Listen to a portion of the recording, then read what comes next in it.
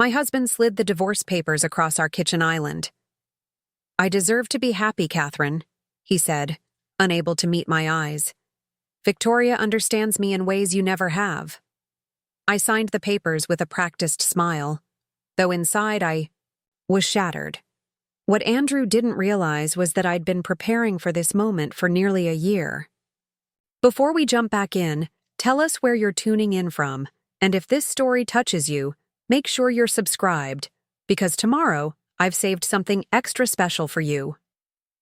I was preparing for our anniversary dinner, 22 years of marriage-deserved celebration, even if things had been strained between us lately. Andrew had been distant, working late most evenings, his attention constantly pulled to his phone. Still, I'd convinced myself it was just work pressure. His investment firm had recently taken on several high-profile clients, and at 53, he was determined to cement his legacy before retirement. I'd spent the afternoon cooking his favorite meal, beef Wellington with truffle mashed potatoes and haricots verts. I'd even driven to the specialty wine shop across town to find that Bordeaux he'd fallen in love with during our trip to France 5 years earlier.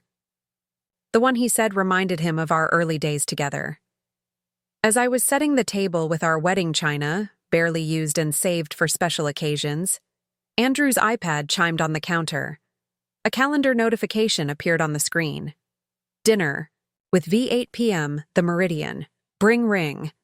The Meridian was the city's most exclusive restaurant, impossible to book without weeks of notice. And our anniversary dinner was supposed to start at 7 p.m., at our home, where I'd been cooking all day. I stood frozen, crystal wine glass suspended in midair, as pieces clicked into place with sickening clarity. The late nights, the distracted conversations, the sudden interest in fitness and designer clothes, the mysterious weekend conferences that left no digital footprint. His password was still our wedding date, a small, painful irony. I'd never had reason to check his messages before. We'd built a life on trust, or so I thought. But in that moment, standing in our kitchen surrounded by the evidence of my efforts to salvage our marriage, something inside me shifted. The messages, between Andrew and Victoria, his new associate, went back nearly 8 months. I read each one, methodically, as though studying case files for the corporate litigation I'd handled before setting aside my law career to support Andrew's ambitions and raise our children. Can't wait to start our life together. You deserve happiness after all these years of settling. Catherine will understand eventually. She's always been practical. I closed the iPad and finished setting the table, moving with the precision of an automaton. Then I poured myself a glass of the expensive Bordeaux, sat down at our perfectly arranged table, and called Andrew. "I need to work late tonight," he said immediately, not even bothering with hello. "Don't wait up." "It's our anniversary," I replied, my voice surprisingly steady. A pause. "Right. I'm sorry, Kath. This client meeting can't be rescheduled. We'll celebrate this weekend." I took a slow sip of wine, savoring its complexity. The Meridian has excellent food. I hear the duck confit is exceptional. The silence stretched between us. When he finally spoke, his voice had changed. "What are you talking about?" "Give Victoria my congratulations on the engagement. Though I do think it's poor form to propose to your girlfriend while still married to your wife." I ended the call and finished my wine in the silence of our perfect home. Then I packed away the dinner I'd spent hours preparing, wrapped the Wellington in foil, and drove it to the homeless shelter downtown where I occasionally volunteered. When Andrew came home at midnight, I was sitting in our darkened living room, watching the city lights through floor-to-ceiling windows he'd insisted on during our last renovation. "Catherine, I can explain," he began, stopping in the doorway when he saw me. 22 years, I said quietly. 3 cities, 2 children we raised to adulthood, 1 law career I put on hold. And this is how it ends, with you and your 29-year-old. Associate planning your future while I cook anniversary dinners for ghosts. It's not what you think. Please, I interrupted. Respect me enough not to lie. Not now. He sank into the chair opposite me, suddenly looking every day of his 53 years. I didn't mean for this to happen. Few people do, I replied. But choices were made, Andrew. Repeatedly, deliberately. I watched his face in the half-light, searching for the man I'd fallen in love with at 24, the ambitious law student with kind eyes and grand dreams who'd promised we'd build a life of meaning together. I couldn't find him. Victoria is, he began. Young, I finished for him, impressed by your success, unaware of the real you. I understand the appeal. His eyes narrowed. This isn't about age. She understands me. She supports my vision. I almost laughed at the irony. For over 2 decades, I'd been his staunchest supporter, his strategic advisor, his emotional bedrock. I'd edited his presentations, entertained his clients, raised our children largely alone while he built the career that now impressed his young associate. When do you plan to tell the children? I asked. He looked away. I thought we could tell them together, after we've settled things between us. There's nothing to settle. You've made your decision. Catherine, he said, his voice taking on the persuasive tone he used in negotiations. We can make this easy or difficult. I'm prepared to be generous in the settlement. Generous, I repeated, tasting the bitterness of the word. How magnanimous of you. That night, as Andrew slept in the guest room, I lay awake considering my options. The woman I'd been for 22 years, supportive wife, accommodating partner, the steady force behind Andrew's meteoric rise, would have quietly accepted the divorce, taken the settlement, and disappeared gracefully into middle age. But staring at our bedroom ceiling, I realized I was no longer that woman. Perhaps I never truly had been. The betrayal had cracked something open inside me. Not just grief, though there was plenty of that, but a slow-burning anger that felt almost like freedom. For the first time in decades, I didn't have to consider Andrew's needs, his reputation, his comfort. I was completely alone. And in that loneliness, I found the first seedling of my power. I met Andrew Caldwell in law school at Columbia University. It was 1997, and I was 24, ambitious, sharp-witted, and determined to make partner at a top firm before I turned 35. My father, a judge on the state Supreme Court, had instilled in me a reverence for the law and its power to shape society. My mother, one of the first female surgeons at Presbyterian Hospital, had taught me that success required sacrifice. I was prepared to work twice as hard as my male colleagues to achieve half the recognition. Andrew sat beside me in constitutional law, disheveled and perpetually late, but with insights that often left our professor momentarily speechless. He had an uncanny ability to cut through legal complexities with elegant simplicity. While I prepared meticulously for each class, highlighting casebooks in color-coded precision, Andrew seemed to absorb and synthesize information effortlessly. You're going to burn out before graduation, he told me one evening in the library, pulling up a chair uninvited. Law is a marathon, not a sprint, Catherine Davis. I remember looking up from my torts textbook, annoyed at the interruption. Some of us can't afford to coast on natural talent, Caldwell. He grinned, unfazed by my frostiness. Let me buy you coffee. 1 hour away from these books won't derail your career. That coffee turned into dinner. Dinner became a weekend hiking, in the Catskills. By spring semester, we were inseparable, the obsessively organized Catherine and the brilliantly intuitive Andrew. We complemented each other perfectly. Where I was structured and methodical, he was creative and spontaneous. When I grew anxious about our futures, he reminded me to enjoy the present. When his attention wandered, I helped him focus. We'll be unstoppable together, he said the night he proposed, 2 weeks before graduation. We were sitting on the steps of the library where he'd first interrupted my studying. Your precision and my vision, nothing can stop us. I believed him. How could I not? Andrew had a way of painting futures so vividly you could already see yourself living in them. We married that August in my parents' backyard in Connecticut, a simple ceremony followed by dancing under string lights until dawn. 2 weeks later, we started our careers at different Manhattan law firms, Andrew in corporate finance, me in litigation. For 3 years, we lived the exhausting existence of junior associates, 16-hour days, weekend work, rare evenings together spent debriefing, cases over takeout in our tiny Upper West Side apartment. Despite the grueling schedule, I thrived in the courtroom. By my 3rd year, I was second-chairing significant cases, earning recognition from senior partners who rarely remembered associates' names. Andrew, meanwhile, grew increasingly frustrated with the constraints of firm culture. "I'm not built to be someone else's worker bee," he confessed one rare Sunday morning when neither of us had been called into the office. "I want to build something of my own."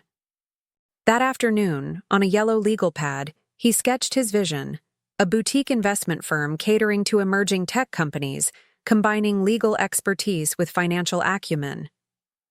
"Caldwell Capital," he wrote at the top of the page, circling it twice. "UI.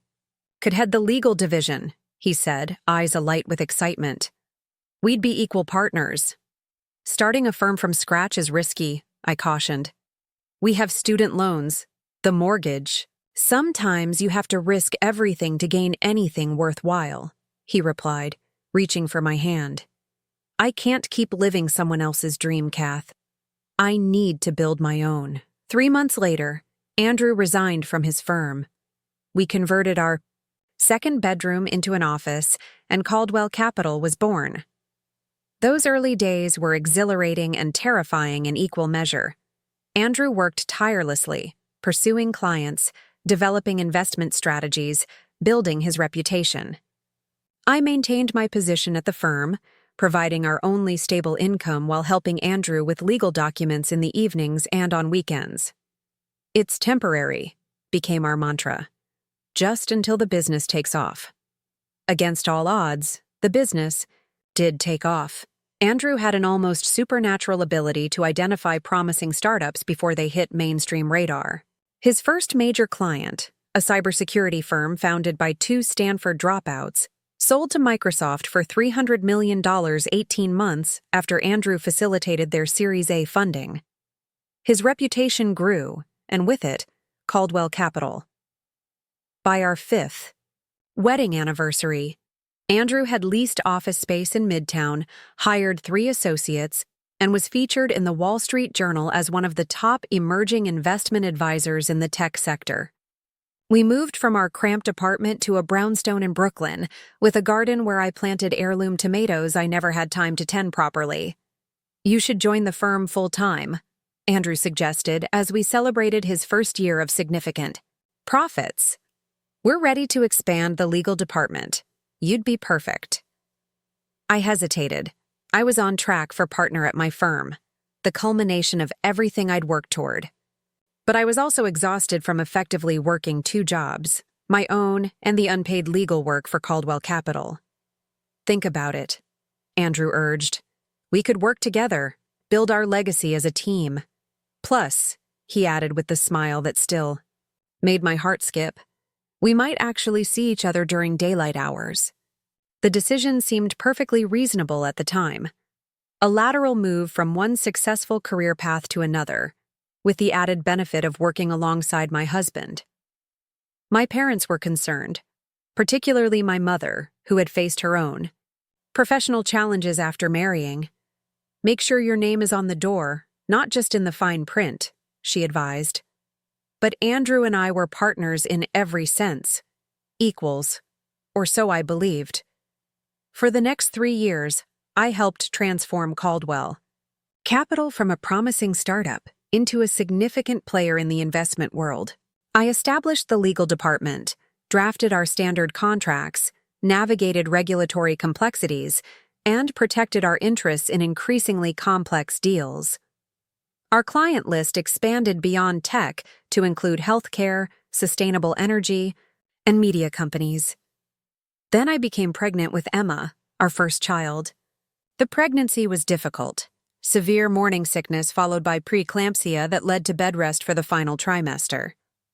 For the first time since I'd learned to read, I was forced to slow down. "Don't worry about work," Andrew insisted, adjusting my pillows as I sat propped up in our bed, frustrated and bored. "The legal team is handling everything. Your job is growing our daughter." Emma arrived 3 weeks early, perfect and demanding from her first breath. As I held her, this tiny human who had reshaped my body and would reshape my life, Andrew perched on the edge of the hospital bed, gently stroking her dark hair.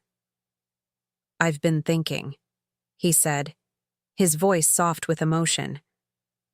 "Maybe you should take an extended leave. More than the 3 months we discussed." I looked up, surprised. "The Henderson case is scheduled for mediation in April. I need to be there." "Patterson can handle Henderson," Andrew responded. "Emma needs you more than the firm does right now." 3 months became 6. 6 months became a year. The extended leave stretched as Andrew's business grew exponentially, and Emma was joined by her brother Michael just 18 months later. My career, once central to my identity, receded into something resembling a hobby. It was gradual, this shift from equal partner to supportive wife. So gradual that I barely noticed it happening. Each individual decision made sense in isolation. Of course, I would attend the school fundraiser rather than the client dinner. Naturally, Andrew would represent our company at international conferences while I maintained our home base. It was logical that as his profile rose, mine diminished. By our 15th anniversary, Andrew had transformed Caldwell Capital into Caldwell Partners, with offices in New York, San Francisco, and London. My name appeared nowhere in the company. Materials, though I still reviewed major contracts and offered strategic advice during our rare quiet evenings. The children attended private schools where I served on parent committees and fundraising boards. I renovated our weekend home in the Hamptons and planned dinner parties where Andrew charmed potential clients. I told myself I was satisfied. I had healthy children, a beautiful home, financial security, and a husband whose success I had helped create. If sometimes I woke at night with an acute sense of loss, I dismissed it as simple ingratitude. "You have the perfect life," my friends would say, admiring our tastefully decorated home, or the family Christmas cards showing us smiling on Caribbean beaches. Perhaps I did. But it wasn't the life I had planned for myself at 24, highlighting case law in the Columbia Library and dreaming of arguing before the Supreme Court. The morning after our confrontation, I woke before dawn, my mind unusually clear. Andrew had already left, his side of the closet conspicuously empty, his travel toiletries gone from the bathroom. A text message informed me he would be staying at the club for a few days to give us both space. Space. As though our problem were simply proximity rather than betrayal. I made coffee and carried it to Andrew's home office, a space I rarely entered since he'd installed a biometric lock 3 years earlier. "Client confidentiality," he'd explained when I questioned the necessity of such security in our own home. The lock now recognized my fingerprint, a detail I found telling. Despite his affair, despite planning to leave me, he hadn't thought to revoke my access. I was still so inconsequential in his mind that it hadn't occurred to him I might pose any threat. The office was immaculate. Andrew had always been obsessive about his workspace. Framed magazine covers featuring his success story hung on one wall. A large window overlooked the garden I'd meticulously designed, but seldom had time to enjoy. His computer sat on a custom-built desk of reclaimed walnut, beside it a leather notebook he carried everywhere. I sat in his ergonomic chair, feeling like an intruder in my own home. I had no concrete plan, only a vague sense that answers might be found here. For 22 years, I'd respected Andrew's privacy, trusted his integrity, believed in our partnership even as it gradually morphed into something unrecognizable. Now, that trust shattered. I felt no compunction about examining the life he'd been leading parallel to our marriage. His computer required a password. I tried our wedding date. Nothing. The children's birthdays. Nothing. His own birthday. Nothing. After several failed attempts, I sat back, momentarily defeated. Then I noticed the leather notebook, its edges worn from constant handling. Andrew often jotted notes during calls, ideas that came to him suddenly, reminders for his assistant. I opened it to a random page, seeing his familiar handwriting. Meeting notes, a list of potential investments, a reminder to call M about offshore. Account status: M. Michael Crawford, Andrew's longtime friend and personal accountant. The man who had helped structure Caldwell Partners' increasingly complex finances as the firm expanded globally. The name triggered a memory, a conversation overheard at our Christmas party 2 years earlier. Michael, several drinks in, talking to Andrew in a corner. The Cayman structure is solid. Catherine doesn't need to know anything about it for the arrangement to work. I'd dismissed it then, assuming it was legitimate tax planning that Michael had phrased poorly. Now, I wasn't so certain. I flipped through more pages of the notebook, finding nothing immediately suspicious. But tucked into the back pocket was a business card. Geneva Private Banking Services with a handwritten number on the back. I continued searching the office methodically, opening desk drawers, scanning shelves. In the third drawer, beneath perfectly aligned office supplies, I found a false bottom, amateur but effective. Inside were 2 passports, Andrew's diplomatic passport, which I knew about from his consultation work with various government entities, and another U.S. passport in his name that I'd never seen before. More concerning was the USB drive nestled beside them. I picked it up, turning it over in my hand. Unlike the sleek branded drives Caldwell Partners distributed to clients, this was unmarked and older. I plugged it into the computer, which prompted for a password. Acting on instinct, I tried Victoria. Nothing. Then, Victoria 29. The screen unlocked. The drive contained hundreds of files organized in folders with innocuous names. Golf memberships, home renovation ideas, vacation, properties. I opened golf memberships first, expecting to find exactly that. Instead, I discovered spreadsheets detailing wire transfers to numbered accounts, dates going back 5 years, amounts ranging from $50,000 to $2 million. My hands trembled as I opened more folders. Home renovation ideas held documents establishing shell companies in Delaware, Nevada, and the Cayman Islands. Vacation properties contained records of real estate purchases through these shells: an apartment in Geneva, a villa in Bali, a penthouse in Buenos Aires. None of these properties had ever been mentioned to me. The most damning folder was simply labeled Exit Strategy. Inside was a detailed plan for disentangling certain assets from Caldwell Partners, transferring them to accounts outside U.S. jurisdiction, and establishing residency in countries with favorable tax laws and limited extradition treaties. Another document outlined anticipated points of negotiation in a divorce, including a proposed settlement offering me our primary residence, a monthly allowance, and a one-time payment representing approximately 15% of our marital assets. There was also a prenuptial agreement, not the one we had signed before our wedding, which had become void after 10 years of marriage as specified in its terms, but a new one, dated 3 years earlier, bearing what appeared to be my signature. I stared at the signature, bile rising in my throat. The forgery was good, but not perfect. The loop on the C of Catherine was too rounded, the final E too pronounced. I had never seen this document, let alone signed it. Beside this digital bombshell was a folder labeled VP, which contained emails between Andrew and Victoria going back nearly 2 years, far longer than the 8 months I had discovered on his iPad. Their relationship had begun while I was caring for my father during his final illness, spending weeks at a time in Connecticut as pancreatic cancer slowly claimed him. I closed the files, removed the USB drive, and carefully returned everything to its exact position. Then I methodically photographed each item before replacing it: the notebooks, the passports, the business card, the false drawer bottom. I copied the entire contents of the USB drive to a cloud storage account I created using an email address Andrew knew nothing about. By noon, I had compiled irrefutable evidence that my husband of 22 years was not only leaving me for a younger woman, but had been systematically hiding assets, possibly committing financial crimes, and planning to leave me with a fraction of what I was legally entitled to.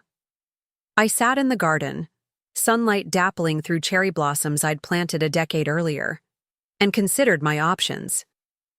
The betrayal had metastasized from a personal infidelity to something far more calculated. This wasn't just about Andrew finding happiness with Victoria. This was about money, power, and control, about erasing my contributions to our shared life and the company I'd helped build. Most women in my position would immediately call a divorce attorney. Part of me wanted to, the wounded, angry part, that craved immediate validation and protection.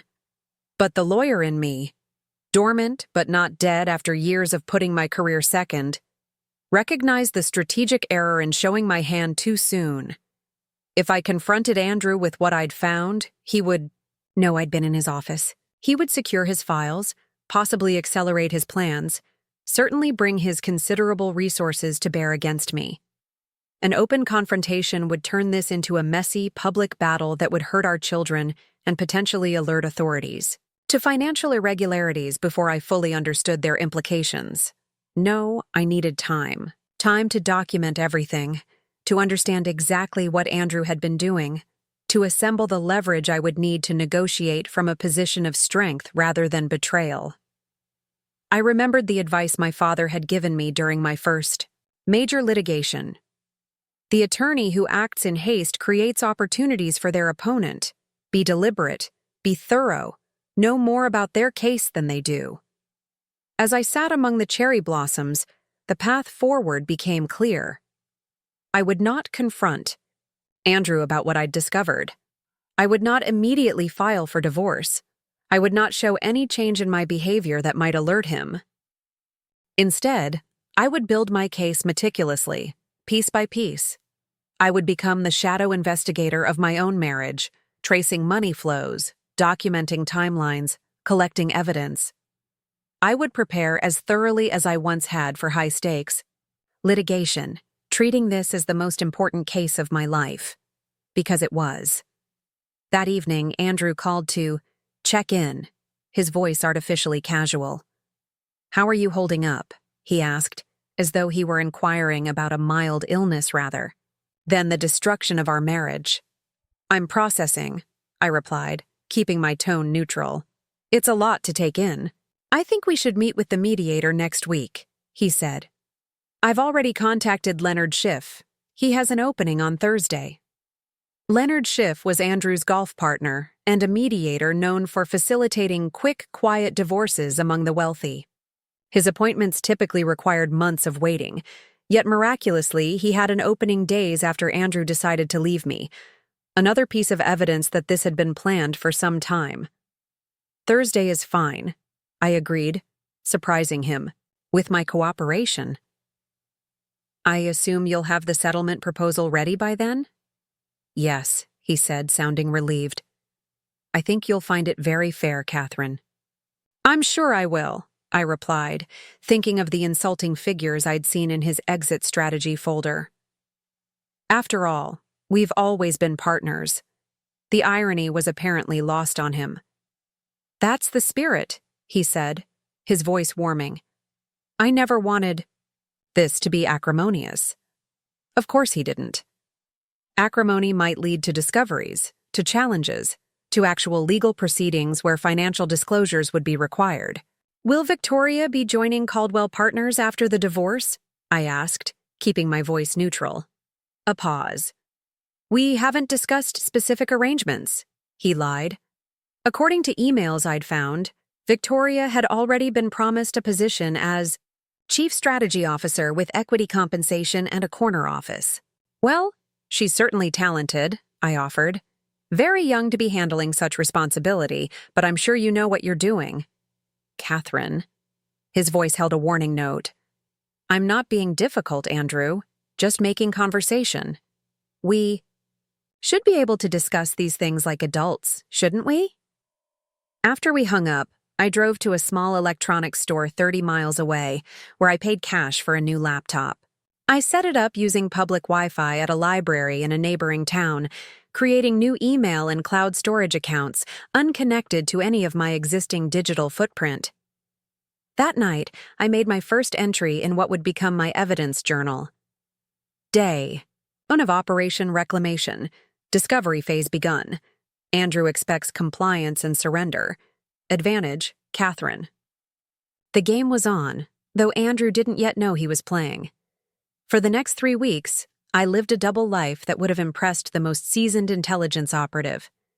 To Andrew and our social circle, I was Catherine Caldwell, devastated, but dignified wife accepting the end of her marriage with reluctant grace. I attended charity committee meetings, maintained lunch dates with friends, and responded to Andrew's occasional texts with appropriate brevity. When our children called, Emma from her surgical residency in Boston, Michael from his second year, at Stanford, I reassured them that while the situation was painful, their father and I were handling things amicably. Please don't interrupt your studies to come home, I insisted. We'll work through this like adults.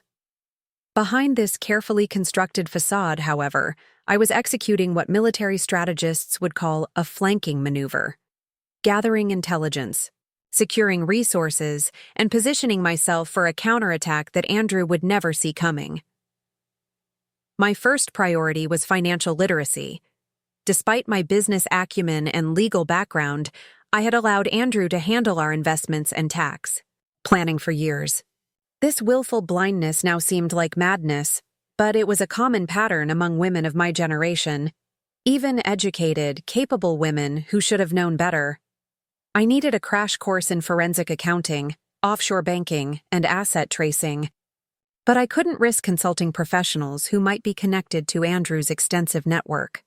Instead, I drove to Princeton University one Tuesday morning, slipped into the back row of a graduate-level class on forensic accounting, and absorbed information like a sponge. The following week, I attended a seminar on international finance at NYU, paying cash for the non-degree registration and using my maiden name. In the evenings, after ensuring Andrew wouldn't make a surprise appearance at our home, I analyzed the documents I'd copied from his USB drive.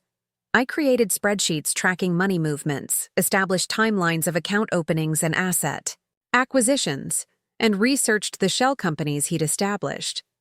What emerged was a troubling pattern of systematic financial concealment going back at least 5 years, coinciding with Caldwell Partners' most significant period of growth. Andrew had been siphoning profits through a complex network of entities, eventually routing substantial sums to accounts in Switzerland, Singapore, and the Cayman Islands. Based on my calculations, these hidden assets totaled approximately $40 million, none of which had been reported on our joint tax returns. This wasn't just divorce planning. It was potential tax evasion and fraud. The implications were staggering. If reported to authorities, these activities could result in criminal charges, substantial penalties, and irreparable damage to the company we'd built together. A company that employed over 100 people, including several friends and former colleagues who had followed Andrew based on my personal recommendation. I was standing on a precipice, looking down at 2 distinct paths. I could use this information to negotiate a fair divorce settlement from Andrew, essentially blackmailing him with the threat of exposure, or I could report his activities to the relevant authorities, potentially triggering a criminal investigation that would devastate not just Andrew, but many innocent people connected to our business. Neither option felt right. The first made me complicit in potential crimes. The second made me responsible for collateral damage I wasn't prepared to cause. I needed professional guidance from someone with no connection to Andrew or his networks. someone whose loyalty would be unquestionably to me. After careful consideration, I reached out to Elizabeth Chen, a former law school classmate who had built a reputation as a fearsome divorce attorney in Chicago. We hadn't spoken in years, but I remembered her as both brilliant and discreet. Catherine Davis Caldwell, she said when we connected via an encrypted messaging app. It's been, 15 years? Word in the legal community is you traded a promising career for domestic bliss. The community heard wrong, I replied. And I need your help, Liz. Off the books. We arranged to meet at a hotel in Philadelphia, midway between our respective cities. I brought copies of key documents and a timeline of my discoveries. For 3 hours, we dissected Andrew's financial maneuvers and discussed my options. This is serious stuff, Kath, Elizabeth said finally, removing her reading glasses. Securities fraud, tax evasion, possibly money laundering depending on where these funds originated. Your husband could be looking at significant jail time. He's still the father of my children, I said quietly. And there are innocent people who would be hurt if Caldwell Partners collapsed. Elizabeth studied me, her expression unreadable. What exactly do you want, Catherine? Revenge? Financial security? Justice? I considered the question carefully. I want recognition for my contributions. I want financial restitution commensurate with my role in building our company and our life together. And I want Andrew to experience consequences proportionate to his betrayal without destroying everyone connected to him. A slow smile spread across Elizabeth's face. Then we need to be surgical about this, precise, and we need leverage that doesn't rely solely on the threat of criminal exposure. Over the next 2 hours, we crafted a strategy that was equal parts legal maneuvering, financial investigation, and psychological warfare. Elizabeth would not officially represent me, yet. Instead, she would connect me with specialists who could help document Andrew's financial deceptions while maintaining plausible deniability about my knowledge of his activities. Meanwhile, she advised, continue playing the role of the cooperative soon-to-be ex-wife. Attend the mediation, review his settlement offer, ask reasonable questions but don't challenge anything substantive yet. We need him comfortable and confident. What about Victoria? I asked. Should I confront her? Elizabeth shook her head emphatically. Absolutely not. Victoria is a distraction, the shiny object designed to focus your attention while the real maneuvers happen elsewhere. Keep your eyes on the money, not the mistress. Before we parted, Elizabeth handed me a business card with a name and number, written on the back. Michael Torres, former IRS Criminal Investigation Division, now consults privately, completely trustworthy and appropriately paranoid about confidentiality. He'll help you understand exactly what Andrew's been doing. The meeting with Michael Torres took place in a public park in Newark. He was younger than I expected, maybe 40, with watchful eyes and a deliberate manner of speaking. Mrs. Caldwell, he began after we'd exchanged pleasantries. Before we proceed, I want to be clear about something. If you're seeking my help to evade tax obligations or hide assets, this conversation ends now. I'm seeking your help to understand my exposure in a situation I didn't create, I clarified. My husband has been engaging in what I believe are illegal financial activities. I need to know my options. Torres nodded, satisfied with my response. The innocent spouse relief provision exists for situations like yours. But you'll need to demonstrate you had no knowledge of or benefit from the questionable activities. For the next hour, he explained the complex criteria for innocent spouse protection, the documentation I would need, and the timeline for potential action. He also confirmed my suspicions about the severity of Andrew's financial manipulations. Based on what you've described, these aren't gray area tax strategies, Torres said gravely. Moving money through shell companies specifically to hide it from U.S. tax authorities crosses a bright legal line. The IRS doesn't look kindly on these arrangements. What would happen if this were reported? I asked. Full investigation. Asset. Freezes. Potential criminal charges carrying sentences of up to 5 years per count. Substantial financial penalties. He paused.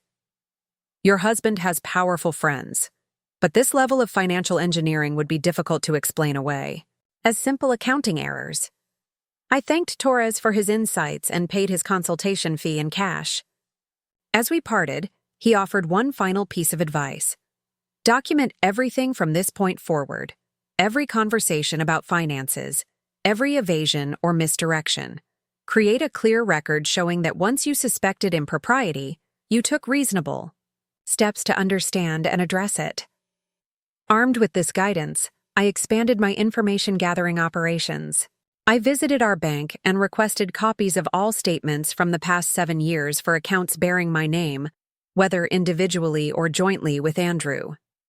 I obtained our tax returns from the same period, reviewing each page with newly educated eyes. I photographed valuable assets in our home, artwork, antiques, jewelry, and researched their current market values. I also began subtly reconnecting with former colleagues from my brief legal career, reaching out with innocuous lunch invitations or comments on their social media posts. Several expressed surprise at hearing from me after so many years, but most responded warmly. I was careful never to mention my marital situation, focusing instead on their lives and achievements. These renewed connections would prove invaluable in the months ahead. 3 days before our scheduled mediation with Leonard Schiff, Andrew asked to meet for dinner, to discuss a few things beforehand. He suggested La Grenouille, an exclusive French restaurant where the tables were spaced for privacy and the staff trained to be invisible. It was where he took important clients he needed to impress, and now, apparently, his soon-to-be ex-wife. Arrived 10 minutes late, a small power play that I knew would irritate Andrew, who valued punctuality in others while considering his own time too valuable to waste waiting. He stood when I approached the table, his expression a carefully composed mask of concern. "You look well," he said, helping me with my chair, a courtesy he'd abandoned years ago in our marriage. "Thank you." I accepted the compliment without returning it, another small assertion of independence. We ordered drinks, scotch for him, sparkling water for me. I needed complete clarity for this conversation. "I asked you here because I wanted to discuss the settlement proposal before the formal mediation," Andrew began after our drinks arrived. "I think you'll find it more than generous." "I'm listening." I kept my expression neutral, neither eager nor hostile. Andrew outlined terms nearly identical to those I'd discovered in his exit strategy folder. The house, the monthly allowance, the one-time payment representing a fraction of our true marital assets. He emphasized the tax advantages of the structure, the certainty it provided, the avoidance of lengthy legal proceedings. "You've clearly given this considerable thought," I observed when he finished. "When exactly did you start planning our divorce, Andrew?" His expression flickered briefly before settling back into practiced sincerity. "Catherine, this isn't about planning. Victoria was unexpected. But once I realized my feelings for her, I knew I needed to handle our situation responsibly." Responsible. I repeated the word thoughtfully.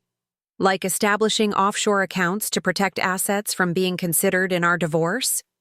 He stiffened almost imperceptibly. "I don't know what you're talking about. Our finances are exactly as they've been reported on our tax returns." I smiled, taking a sip of my water. "Of course they are. I was just thinking about something Michael Crawford mentioned at the Christmas party a few years back. Something about Cayman structures." "Michael talks too much when he drinks," Andrew replied, attempting nonchalance, but not quite achieving it. "Corporate tax planning is complex, Catherine. It's why we've always agreed you should focus on your strengths while I handle the finances." "My strengths," I mused. "What exactly would you say those are, after 22 years together?" Andrew looked momentarily thrown by the question. "You're an excellent mother. You've managed our homes beautifully. Your charity work has been admirable." I nodded, absorbing the depth of his condescension. In his mind, my contributions had been reduced to domestic management and social ornamentation, despite my role in helping launch his business, my legal work in its early years, my strategizing on key acquisitions. I've been thinking about returning to legal practice, I said casually. Perhaps corporate compliance or securities regulation. My understanding is those fields have evolved significantly since I stepped back. Andrew's expression darkened slightly. That seems unnecessary. The settlement I'm offering provides more than enough. It's not about money, Andrew, I interrupted gently. It's about purpose, identity.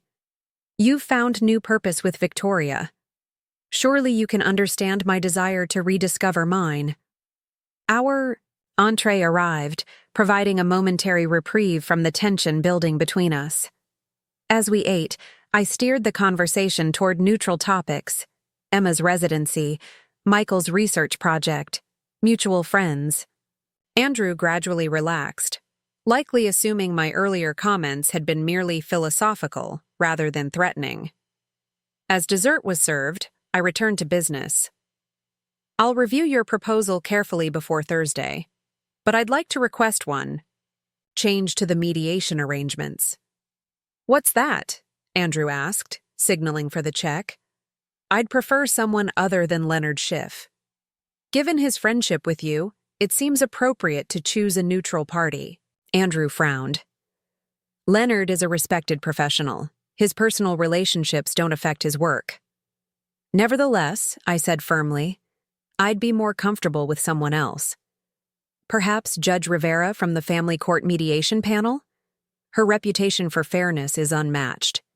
Judge Maria Rivera was known for her meticulous review of financial disclosures in high-asset divorces, a fact Andrew surely knew.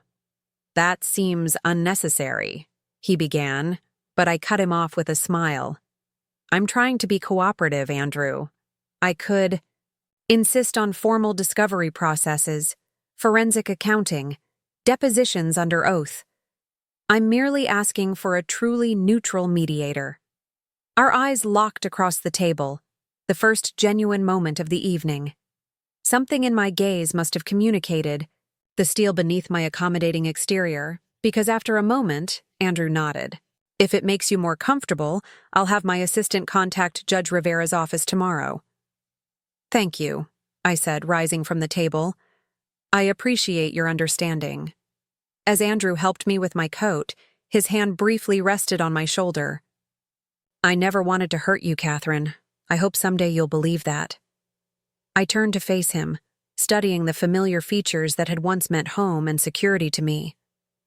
I believe you never planned to hurt me, Andrew. You simply never considered me important enough to factor into your calculations. That's a different kind of injury altogether.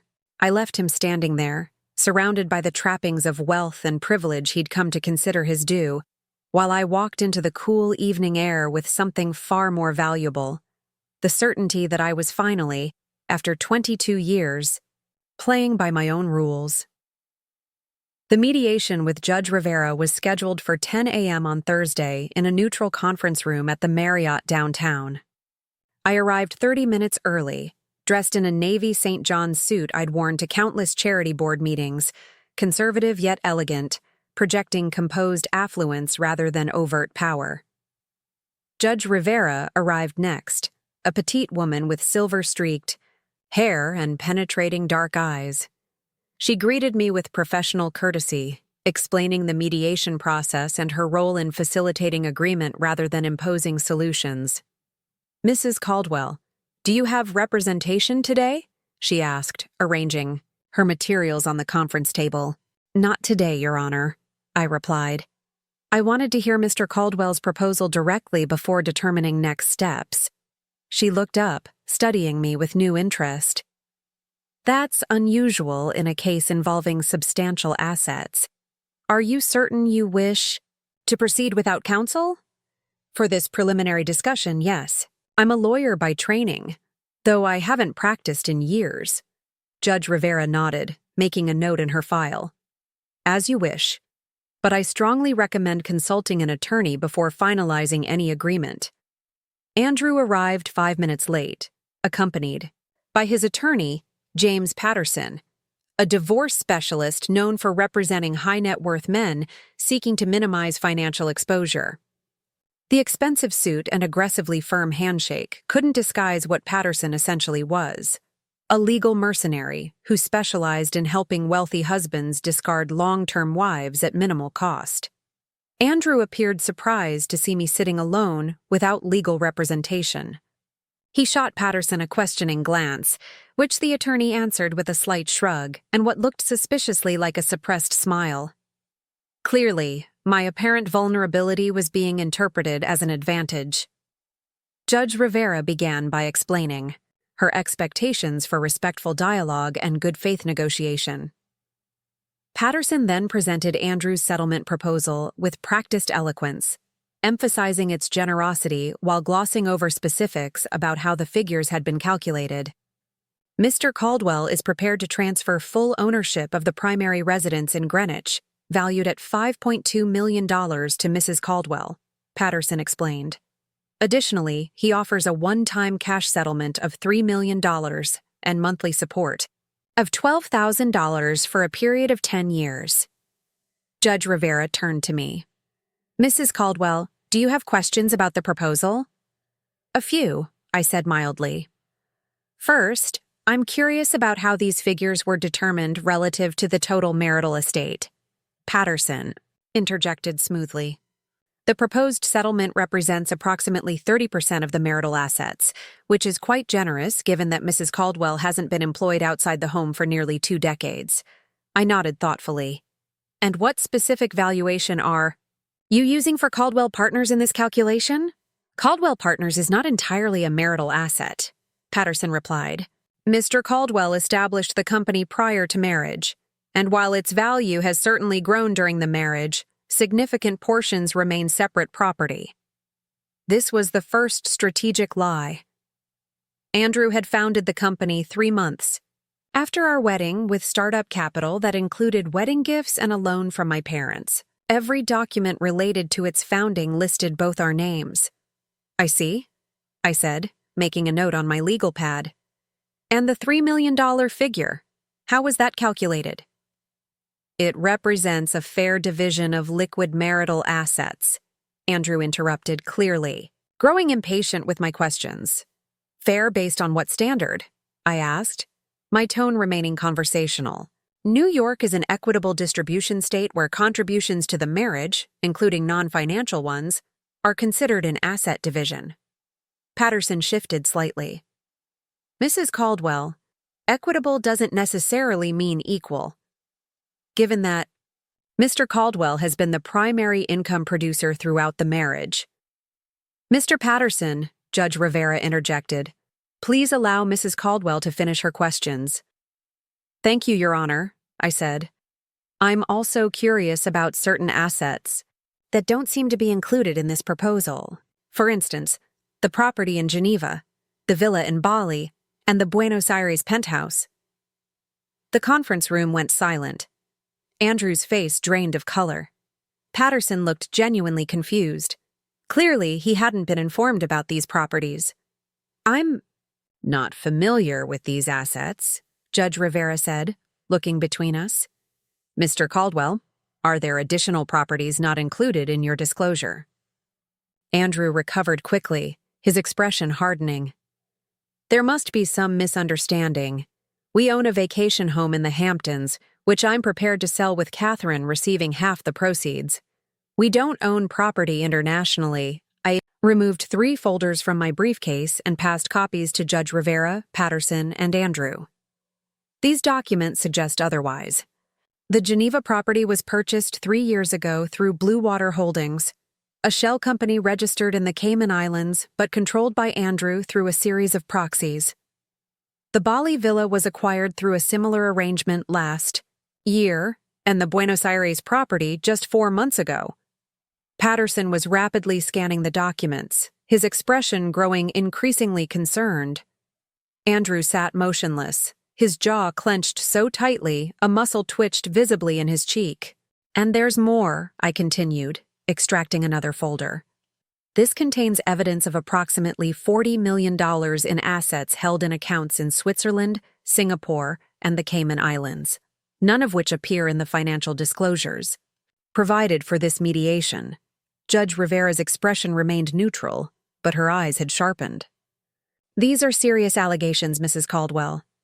Mr. Patterson, was your client aware of these assets when preparing his financial disclosure? Patterson looked deeply uncomfortable. Your Honor, I need to confer with my client privately before responding. Of course, Judge Rivera agreed. Let's take a 20-minute recess. As Patterson practically dragged Andrew from the room, Judge Rivera turned to me. Mrs. Caldwell, if these documents are accurate, your husband has potentially committed perjury in his financial disclosures. I strongly advise you to secure legal representation immediately. I've already consulted with counsel, Your Honor, I assured her. They'll be joining us after this preliminary session. When Andrew and Patterson returned, the dynamic had visibly shifted. Patterson looked grave, while Andrew appeared both angry and shaken. Your Honor, Patterson began, my client would like to request a postponement of these proceedings to allow for a more comprehensive review of the financial documentation. I understand, Judge Rivera replied. Before we adjourn, is there anything else either party wishes to address? Yes, I said calmly. I'd like to clarify my position. I turned to face Andrew directly. I'm not interested in destroying you or Caldwell Partners. I'm not seeking vengeance. What I want is recognition of my contributions to our marriage and the company we built together and a fair division of all marital assets, including those that have been deliberately concealed. Andrew's eyes narrowed. You're threatening me. No, Andrew. I'm negotiating with you. There's a fundamental difference. Patterson placed a warning hand on Andrew's arm. Perhaps we should continue this discussion when emotions are less raw. One more thing, I added, removing a final document from my briefcase. This is a draft of an innocent spouse relief petition I'm prepared to file with the IRS, documenting that I had no knowledge of or participation in the tax strategies used to hide these offshore assets. I slid it across the table. I'd prefer not to file it. The consequences for you would be significant. The color drained from Andrew's face again. You wouldn't. I don't want to, I corrected him. But I will if necessary. 22 years of partnership deserves better than what you've offered. Judge Rivera adjourned the session, recommending we reconvene in 2 weeks with full legal representation and updated financial disclosures. As we gathered our materials, Patterson murmured something to Andrew before approaching me. Mrs. Caldwell, my client would like to speak with you privately if you're amenable. I considered the request. 5 minutes, in the lobby. The Marriott lobby was busy with business travelers and tourists, providing both privacy through ambient noise and safety through public exposure. Andrew stood by a decorative pillar, his typical confident posture replaced by something more tentative. How long have you known? He asked without preamble when I approached. About Victoria or about the hidden assets? Both. Long enough to do my homework, I replied. Though I must admit, the forged post-nuptial agreement was a surprise. That crosses from unethical into criminal territory, Andrew. He flinched. It was never meant to be used. Just insurance. Insurance against what? Me receiving my fair share after dedicating my life to supporting your success? Andrew ran a hand through his hair, a rare gesture of genuine distress I hadn't seen in years. You don't understand the pressures I've been under. The company is successful beyond what either of us imagined when we started it together. I interrupted. I'm not interested in excuses, Andrew. I'm interested in resolution. What do you want? He asked, his voice low and defeated. A truly fair settlement that acknowledges all marital assets. My name restored to the founding documents of Caldwell Partners, reflecting my actual role, and a public statement to the staff acknowledging my contributions to building the company. And the tax issues? Will remain private if we reach an agreement. I have no desire to see you prosecuted or the company destabilized. He studied me with new eyes, not the dismissive glance of a husband who had stopped seeing his wife years ago, but the wary respect of an opponent whose capabilities he had dangerously underestimated. "You've changed," he observed. "No," I corrected him. "I've remembered who I was before I allowed myself to become invisible." 2 days later, Andrew's new attorney, a specialist in high-asset divorce known for facilitating equitable settlements rather than scorched-earth litigation, contacted Elizabeth Chen to begin negotiations. The preliminary terms acknowledged all previously undisclosed assets and offered a 45% division of the total marital estate, valued at approximately $94 million including Caldwell Partners. Elizabeth called me immediately after receiving the proposal. "He's taking you seriously now. This is a starting point we can work with." "And the non-financial terms?" I asked. "He's agreed to the acknowledgement of your founding role and the public statement. He's also offering to rename the firm Caldwell and Davis Partners, incorporating your maiden name." I considered this unexpected gesture. "That's surprising. Men like Andrew understand power and respect," Elizabeth observed. "You've demonstrated both. He's responding accordingly." That evening, I sat on my terrace watching the sunset paint the sky in shades of amber and rose. For the first time since discovering Andrew's betrayal, I felt neither anger nor grief, but something approaching peace. The path forward was becoming clear, not just regarding the divorce settlement, but my life afterward. I had spent 22 years sublimating my identity to Andrew's, gradually accepting his definition of my worth and capabilities. The woman who had graduated near the top of her Columbia law class, who had helped craft the foundational documents of what became a financial empire, who had strategic insights that Andrew had relied upon even while dismissing her publicly, that woman had never actually disappeared. She had been waiting patiently for rediscovery. My phone chimed with a text from Andrew. "Can we meet tomorrow? Alone. There are things that should be said in person." I considered declining, but realized closure. Required courage. Noon. The bench by the lighthouse in Greenwich Point Park. The lighthouse had significance for us. It was where Andrew had proposed 23 years earlier, dropping to one knee as waves crashed against the rocky shore and promising we would build something magnificent together. He had kept that promise, though not in the way either of us had imagined then. As I set my phone down, I realized I was smiling. Not the practiced social smile I'd perfected as Andrew's corporate wife, but something genuine and slightly unfamiliar. It was the smile of a woman who had faced betrayal, risen to the challenge, and discovered she was far stronger than anyone, including herself, had realized. "Sometimes revenge doesn't roar," I murmured to the fading light. "Sometimes it simply reveals the truth that was always there, waiting to be acknowledged." Greenwich Point Park was nearly empty on a Tuesday at noon, the October air crisp with early autumn. I arrived 15 minutes early, a habit from my legal days. Always secure the advantageous position. Never allow the other party to establish the psychological framework of the meeting. The bench overlooking the lighthouse stood on a small rise, offering a panoramic view of Long Island Sound. I had worn walking shoes, comfortable slacks, and a cashmere sweater, practical clothes for the location, so different from the armor-like suits and dresses I'd favored during the mediation. My hair, usually carefully styled, was pulled back in a simple ponytail. I wore no makeup beyond tinted moisturizer and a touch of mascara. This meeting wasn't about power dynamics or negotiations. Those would continue through our attorneys.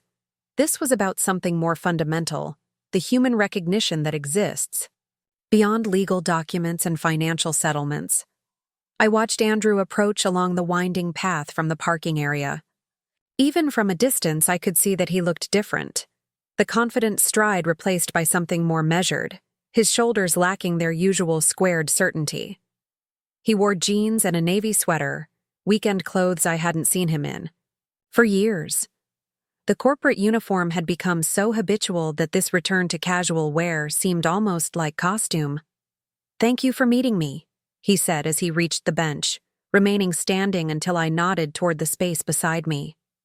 We sat, in silence for several minutes, watching sailboats skim across the Sound, white triangles against the metallic blue of the water.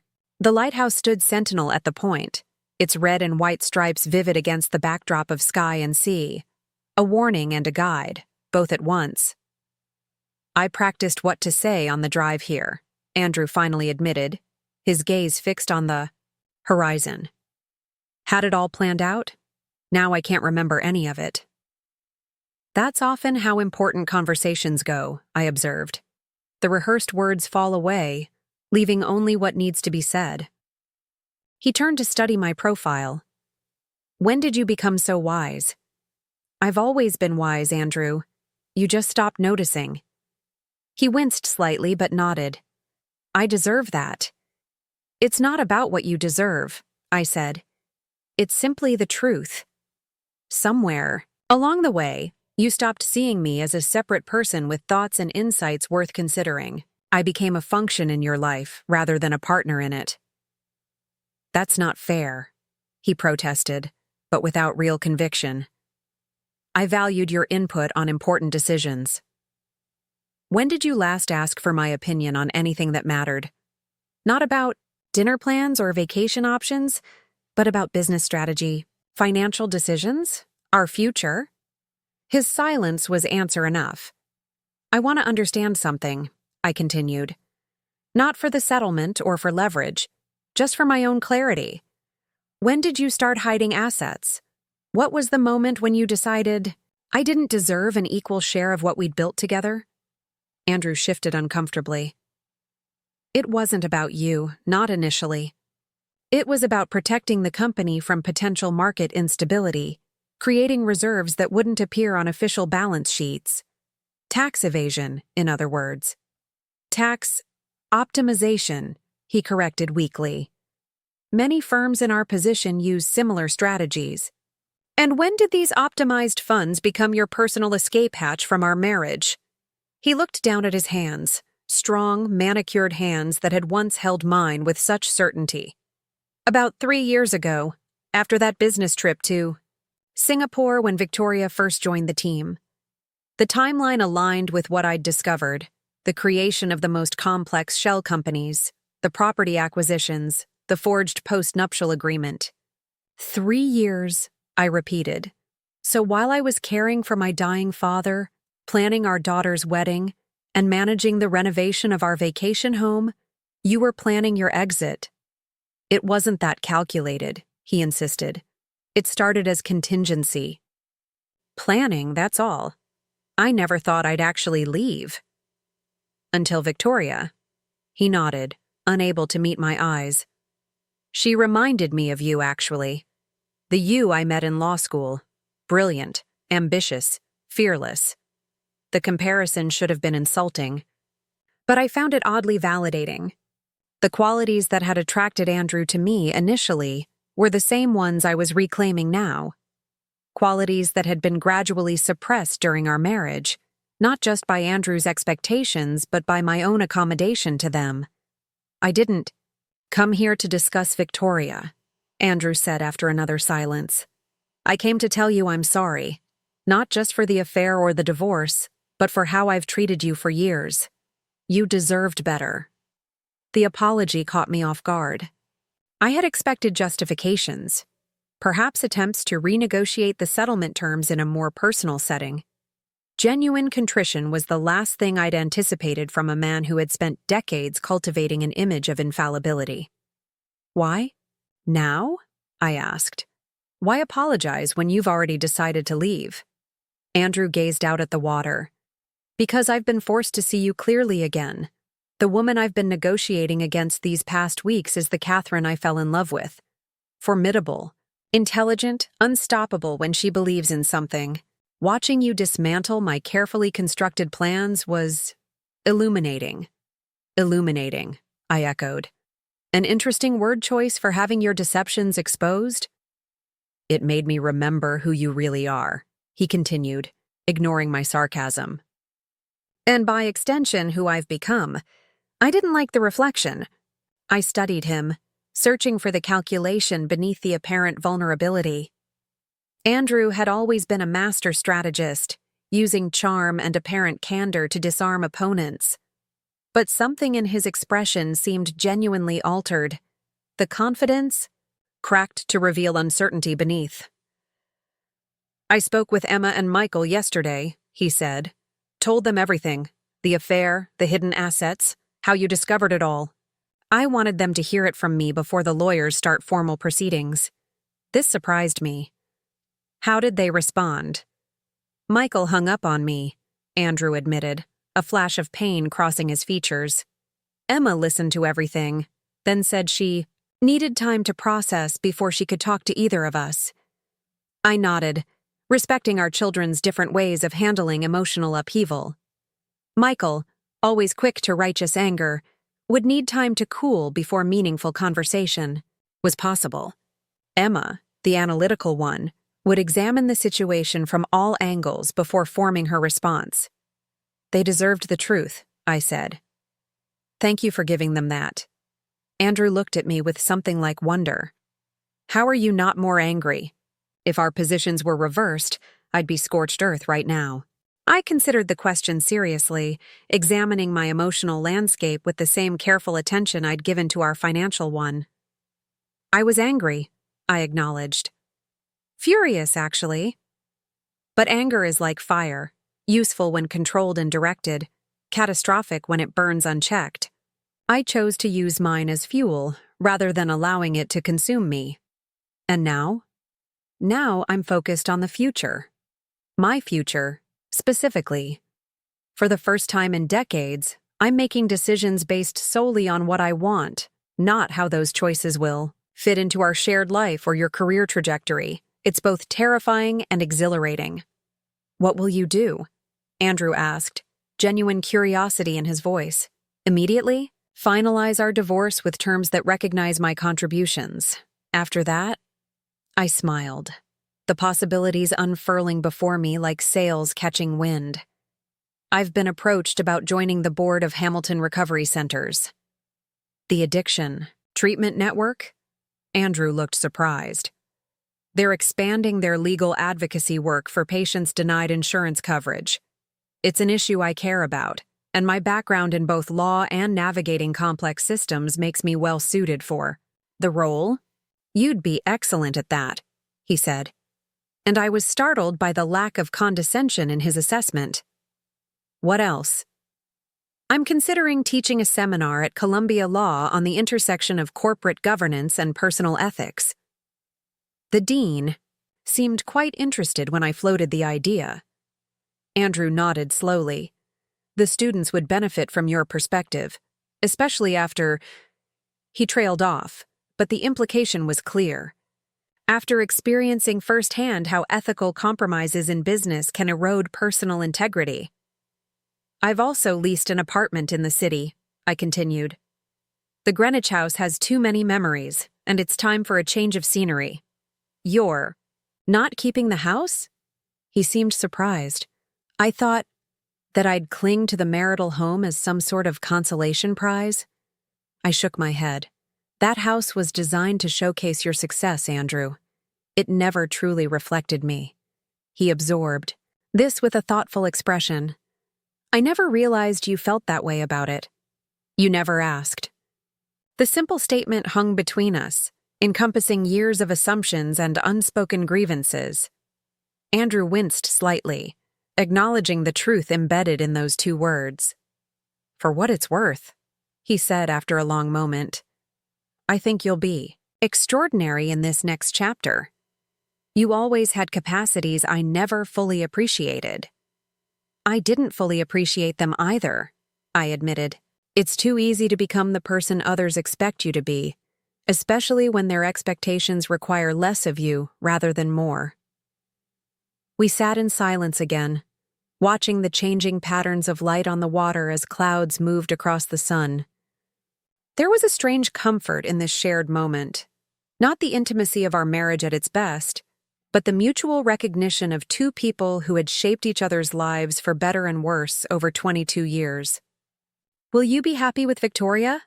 I asked finally, surprising myself with the question. Andrew looked equally startled. "I don't know," he answered with unexpected honesty. "I thought I would be.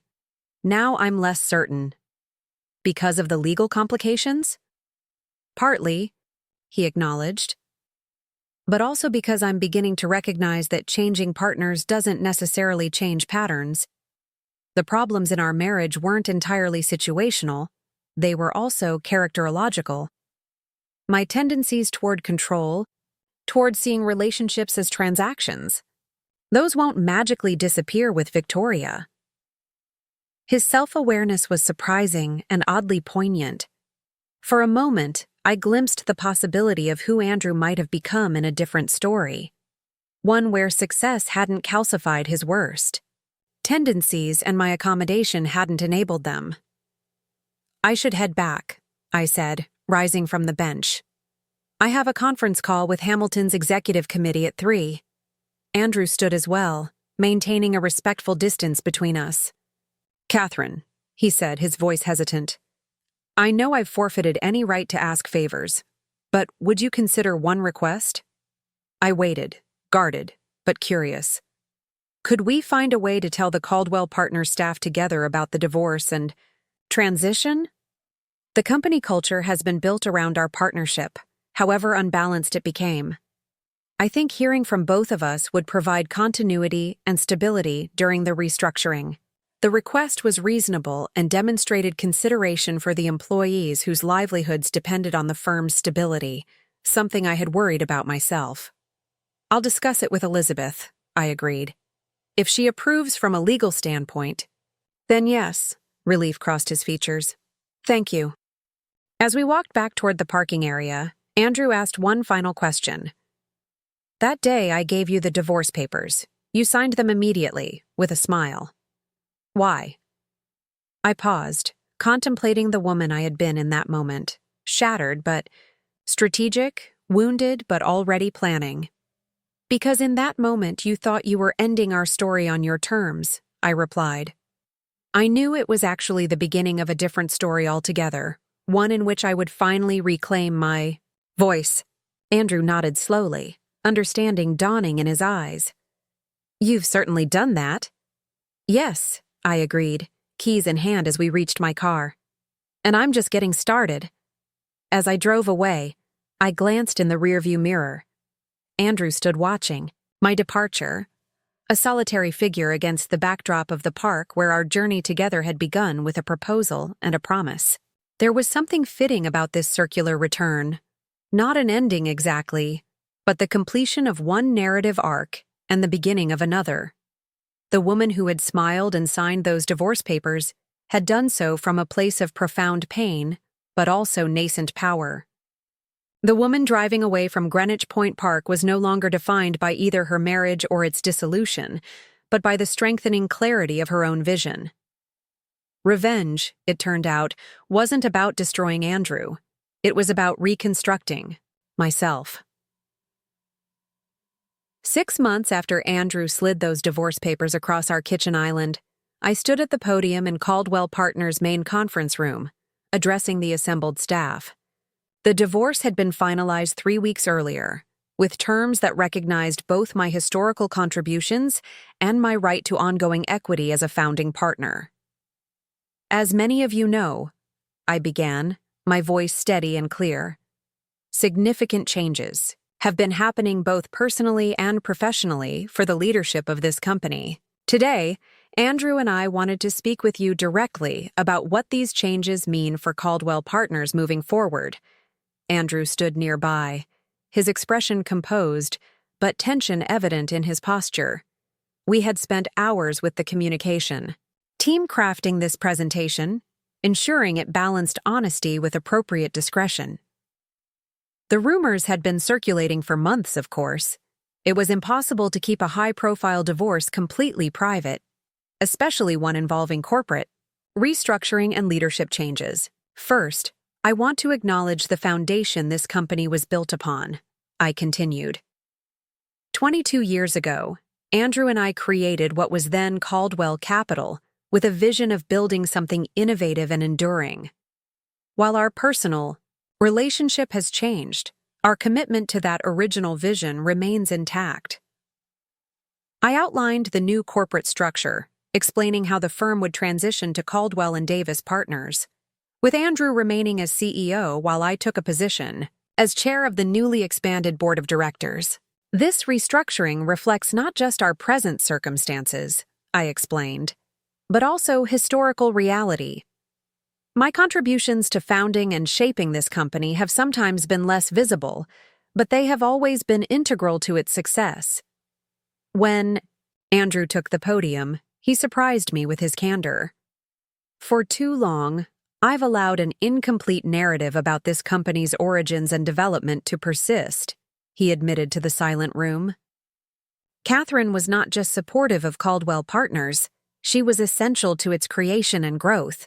The rebranding and restructuring we're announcing today is simply an overdue recognition of that reality.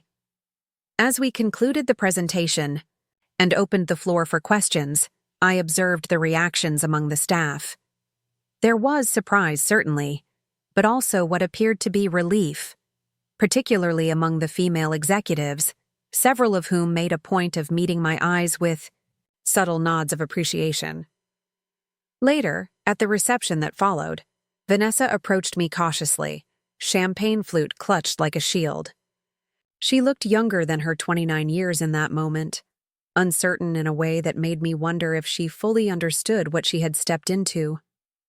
Mrs. Caldwell. Ms. Davis, I mean.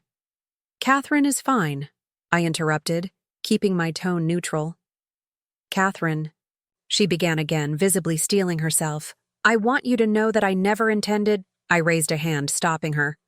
Vanessa, let me save us both from an unnecessarily awkward conversation.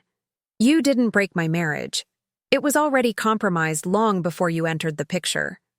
Her expression registered surprise, then cautious relief. Still, I feel I should apologize. I studied her.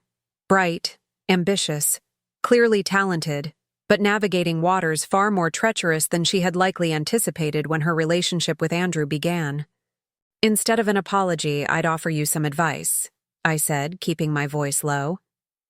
Make sure your professional achievements remain distinct from your personal relationship. Andrew respects competence above all else.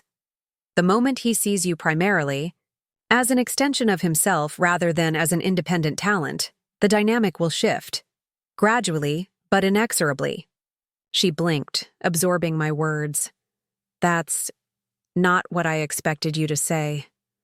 I imagine not, I replied with a slight smile.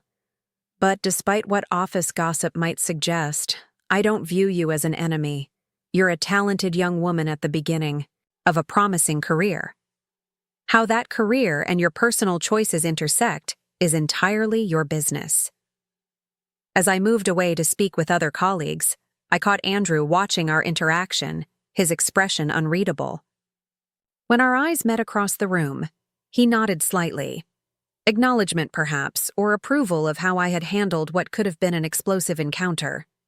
The formal separation from Andrew, both personally and professionally, created space for reconnection with parts of myself I had gradually surrendered over 2 decades. I moved into my new apartment in Tribeca, a loft with exposed brick walls and massive windows that flooded the space with natural light.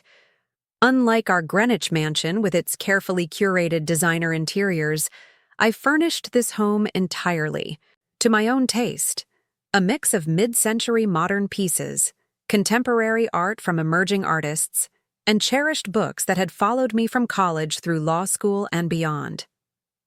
My role on the Hamilton Recovery Center's board quickly expanded.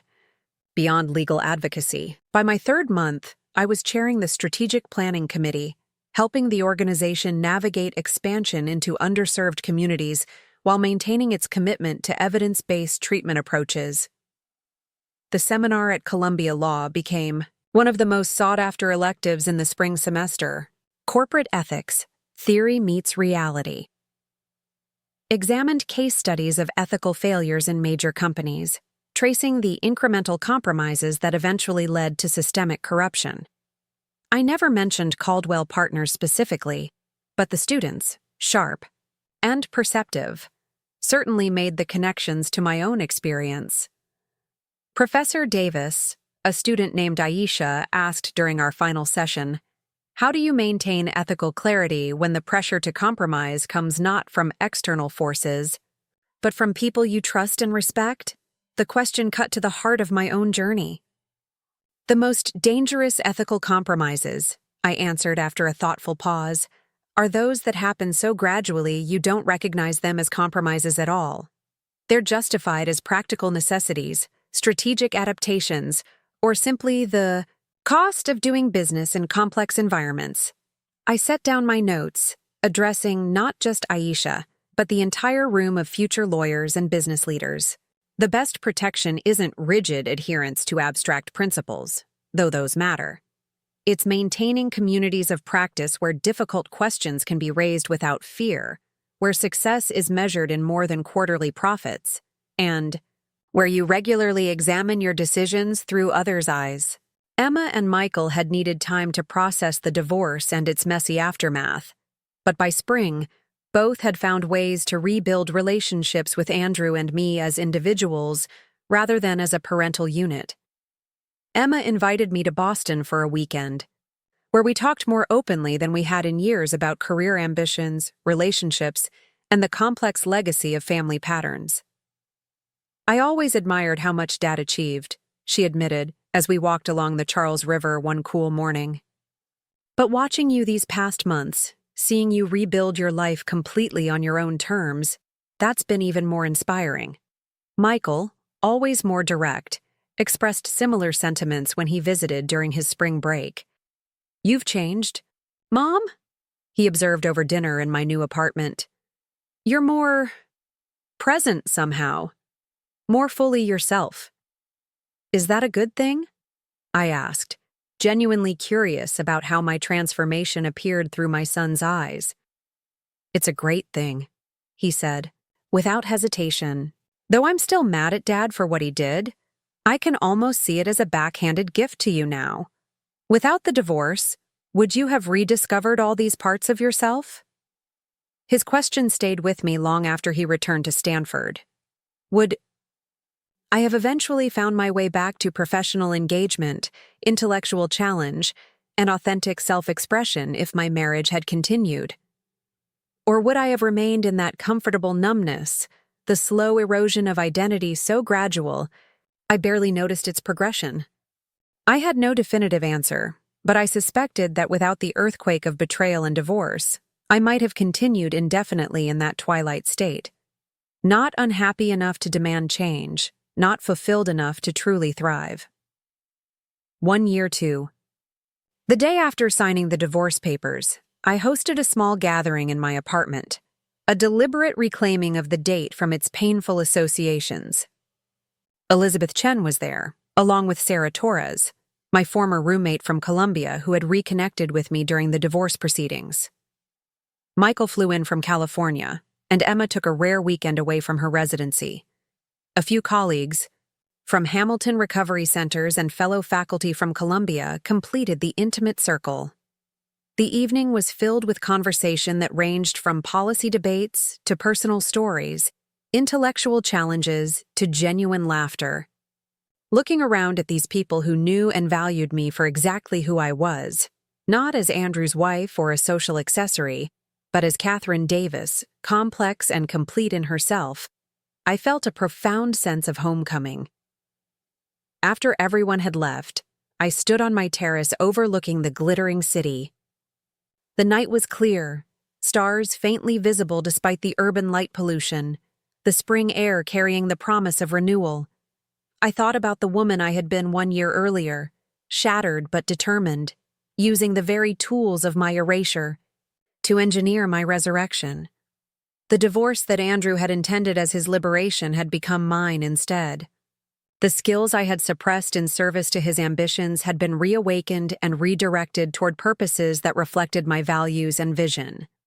The careful, accommodating smile I had perfected as the corporate wife had been replaced by authentic expressions of a full emotional range: joy, anger, sorrow, and wonder. My phone chimed with a text from Andrew. "Heard your seminar got rave reviews. Columbia is lucky to have you. Hope today wasn't too difficult." The message was cordial, respectful, the communication of someone who had been forced to see me clearly again after years of convenient blindness. I appreciated the gesture but felt no urgent need to respond. Andrew no longer occupied the central place in my emotional landscape. He was part of my history, certainly, but no longer the defining element of my present or future. I typed a brief reply. Today was perfect, actually. A celebration rather than a remembrance. Setting the phone.